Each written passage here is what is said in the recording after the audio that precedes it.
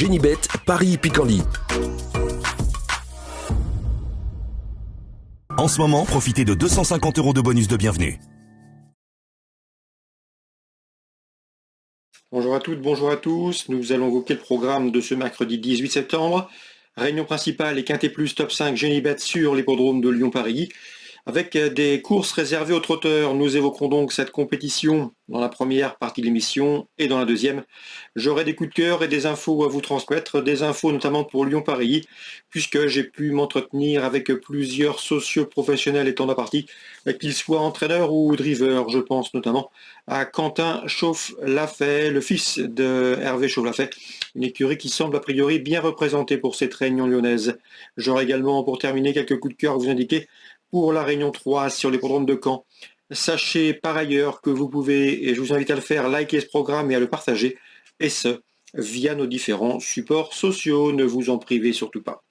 Donc pour ce quintet du mercredi 18 septembre, le Grand Prix du Centre-Est, une épreuve estampillée groupe 3. J'aime beaucoup le 14 Gaspard d'Angy, c'est une course visée. Le cheval a été l'un des protagonistes du GNT 2023. Cette année, il a remporté le prix de la Manche au cours de l'été à Enghien. C'était une épreuve de groupe.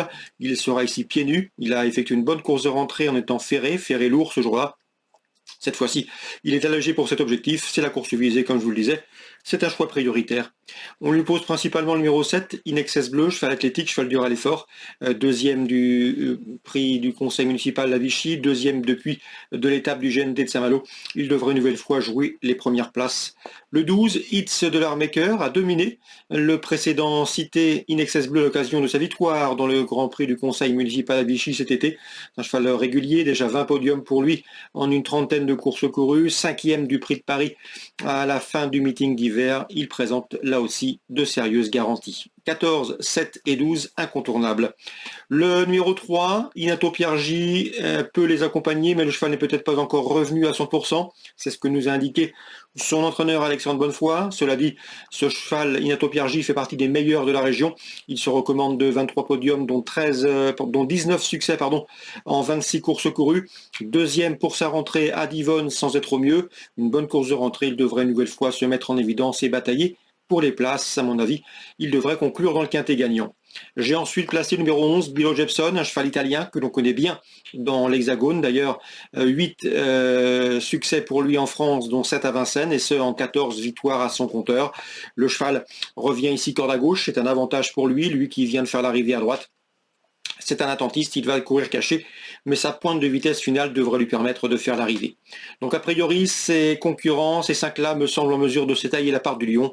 Le 14, à savoir Gaspard d'Angy, le 7, In Excess Bleu, le 12, It's de l'Armaker, le 3, Inato Piergi et le numéro 11, Billo Jepson. Pour les amateurs de chant réduit, pourquoi pas envisager le numéro 4 dans cette épreuve. C'est instrumentaliste, compagnon de couleur et d'entraînement de It's de l'Armaker. Le cheval a de la fraîcheur pour lui, il a été arrêté de juillet à août, il monte en puissance, méfiance. Le 13, Fakir Mérité, a désormais 9 ans, mais il est toujours un gambe, il vient de s'imposer plaisamment à Beaumont. Il revient ici corde à gauche, d'après son mentor, c'est un avantage. Donc on s'en méfiera, lui aussi est capable de très bien finir. Et le numéro 6 dans cette épreuve qui reste sur 3 places de deuxième, c'est El Greco Bello. L'opposition cette fois plus relevée pour lui, mais le cheval est pieds nus et sur sa forme, il peut pourquoi pas profiter de la défaillance de certains des chevaux précités. Résumé chiffré, 14, 7, 12 et 3, devant le 11, le 4, le 13 et le 6. En canon partant, je me méfierais numéro 1, Ivanka de Gilm. Le départ reste son point faible, mais si elle s'élance sur la bonne jambe, elle peut venir pimenter les rapports. On se retrouve pour les coups de cœur. En ce moment, profitez de 250 € de bonus de bienvenue. Voici désormais mes informations coup de cœur pour la réunion de ce mercredi. On commence par Lyon-Paris. Dans la deuxième, petite info pour une place à Bellecote sur le 205 Coralie Disque. J'ai pu discuter avec son entraîneur, Brian Courbeau. L'homme est assez confiant, sa jument est complète, elle va à gauche comme à droite, elle fait toutes les distances. Et dans ce lot, il ne serait pas surpris de la voir confirmer ses bons derniers résultats, d'autant qu'elle sera pieds nus. Vous pourrez sans doute retrouver l'interview de son entraîneur, Brian Courbeau. Il nous parle de son parcours professionnel, mais également des chances de sa protégée. C'est le 205. Attention à elle, à inclure à mon avis dans vos jeux pour une place à Bellecote. Concernant la quatrième, j'ai pu discuter avec Quentin Chauve-Lafay, le fils d'Hervé Chauve-Lafay. Il est confiant avec le 406, Lorina Leloup, qui vient de s'imposer plaisamment à Divonne. C'est une pouliche estimée, elle a de la qualité. D'après les dires de Quentin Chauve-Lafay, elle est capable ici de se mettre en évidence. Attention à elle, 406, Lorina Leloup, pouliche estimée.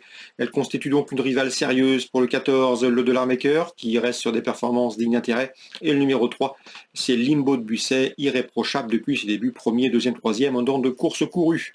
Donc la quatrième, dans l'ordre du programme, 3, 6 et 14.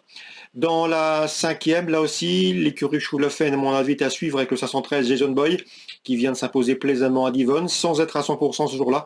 Le cheval monte en puissance, et dans ce lot, il devrait pouvoir confirmer ses bons derniers résultats. Il sera déféré. 513 Jason Boy. Confirmation attendue, on lui opposera le numéro 11 Just d'Héronville, qui a signé 2 victoires lors de ses 3 derniers parcours. Son entraîneur, Anthony Tintellier, le préserve. Il le préserve notamment ses pieds. C'est un cheval de qualité qui est taillé pour très bien vieillir. 511 et 513. Concernant la suivante, la sixième, Frédéric Guinhut se déplace avec le numéro 12 Idole de Méate, qui fait face à un engagement intéressant.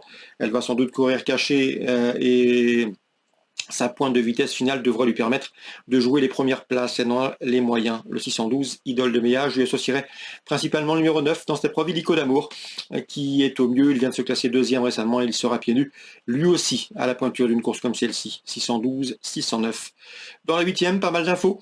Notamment le 801, Fuchsia Pergy, un cheval qui doit courir caché. Son numéro 1 va donc lui permettre de subir la course, mais il possède un bon rush pour finir.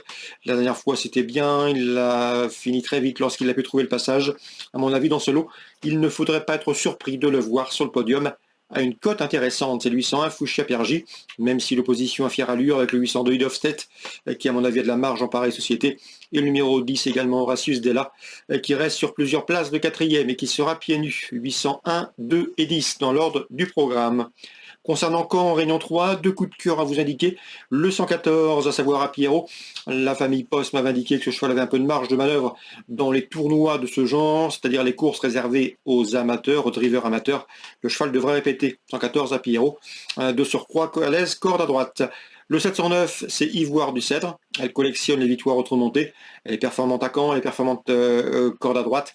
Et rien ne s'oppose à ce qu'elle enchaîne ici un nouveau succès. C'est le 709, Ivoire du Cèdre, qui briguera, si j'ai bien compté, une 7e victoire consécutive auto-montée. Voilà pour les infos de ce mercredi. Excellente journée à tous, très bon jeu. Et rendez-vous désormais demain pour une nouvelle émission. Génibet, Paris Picardie. En ce moment, profitez de 250 € de bonus de bienvenue.